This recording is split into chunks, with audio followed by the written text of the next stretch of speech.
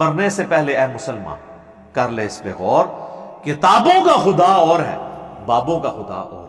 یعنی جو خدا رسول کا تعارف ہمیں کتابوں سے ہوتا ہے وہ اور ہے، اور جو بابے جس طریقے سے ان کا تعارف کروا رہے ہیں وہ غلط ہے۔ یہ نہیں ہے کہ وہ کسی اور رسول خدا کو مانتے ہیں، نہیں، اسی رسول کو مانتے ہیں، اسی خدا کو مانتے ہیں وہ۔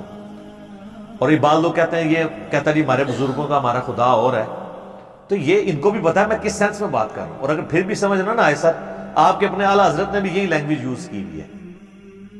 لیں آج نئی بات لیں، اعلیٰ حضرت نے نا دیوبندیوں اور اہل حدیثوں کے خلاف ایک کتاب لکھی ہے، یہ بتانے کے لیے کہ دیوبندی اور اہل حدیث، جس کو وہ کمبائنڈ طور پہ وہابی کہتے ہیں، یہ اللہ کے گستاخ ہیں، ٹھیک ہے۔ اور اس کتاب کا نام ہے سبحان سبوح، پاک اور جس کی تعریف کی جاتی ہے، وہ اللہ کے دفاع پہ انہوں نے لکھی ہے۔ جس طرح حسام الحرمین رسول اللہ کی عصمت کی دفاع پہ انہوں نے دیوبندیوں کی گستاخانہ عبارتیں ہائی لائٹ کی ہیں نا، اللہ کے خلاف دیوبند اور اہل حدیث کی جو گستاخانہ عبارتیں ہیں نا، وہ ہائی لائٹ کی ہیں اس کتاب میں، سبحان سبوح۔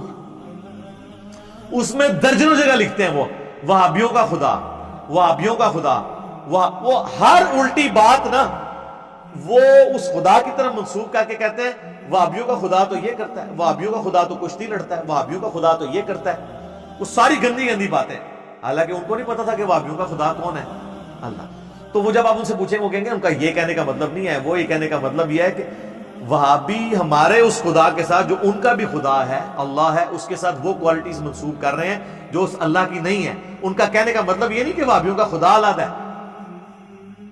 جب وہ کہہ رہے ہیں وہابیوں کا، تو وہابی کس خدا کو مان رہے ہیں؟ وہ کہیں گے وہ وہابیوں کا خدا سے مراد یہ لے رہے ہیں کہ تم نے ہمارے خدا کے ساتھ جو کوالٹیز منسوب کی ہیں نا وہ غلط کی ہوئی ہیں۔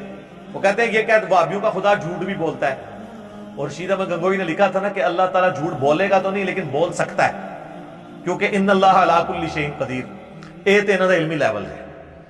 انہوں نے محال اور مقدور دا فرق ہی نہیں پتا۔ ان اللہ علی کل شیء قدیر دا یہ مطلب نہیں ہے کہ آپ محال چیزیں اللہ کے ساتھ منسوب کر دیں، یہ محال چیزیں ہیں۔ جو خدا ہے وہ جھوٹ نہیں بولتا، اور جو جھوٹ بولتا ہے وہ خدا رہتا ہی نہیں ہے۔ جو پیدا ہو جائے وہ خدا ہو ہی نہیں سکتا۔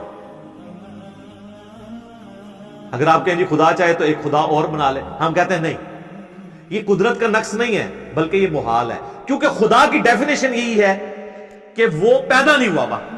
اور اس کو سپورٹیو قرآن حکیم کی وہ آیت بھی ہے سورہ الزمر کے اندر، اللہ تعالیٰ نے فرمایا اگر اللہ تعالیٰ نے اپنا بیٹا کسی کو بنانا ہوتا تو اپنی مخلوق میں سے کسی کو چن لیتا۔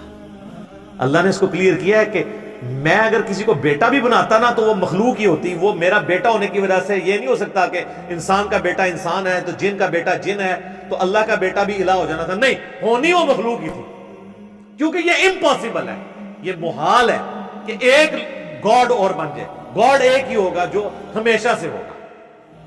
آپ کو کہ جی اللہ چاہے بھی تو نہیں بنا سکتا، جناب یہ محال ہے، اللہ کی ڈیفینیشن کے خلاف ہے، اور جو چیز بائی ڈیفینیشن غلط ہو، کچھ چیزیں ڈیفینیشن ہے نا، تو یہ محال اور مقدور کی یہ علم الکلام کی بحثیں ہیں۔ اور ویسے تو یہ کہتے ہیں ہمیں علم الکلام بھی پڑھا ہوا ہے، لیکن ان کو یہ پتہ۔ تو رشید احمد گنگوئی نے وہ لکھا نا اللہ جھوٹ، اس کے اوپر پھر انہوں نے رد کیا کہ ان کا خدا تو جھوٹ بھی بولتا ہے، نعوذ باللہ، ٹھیک ہے۔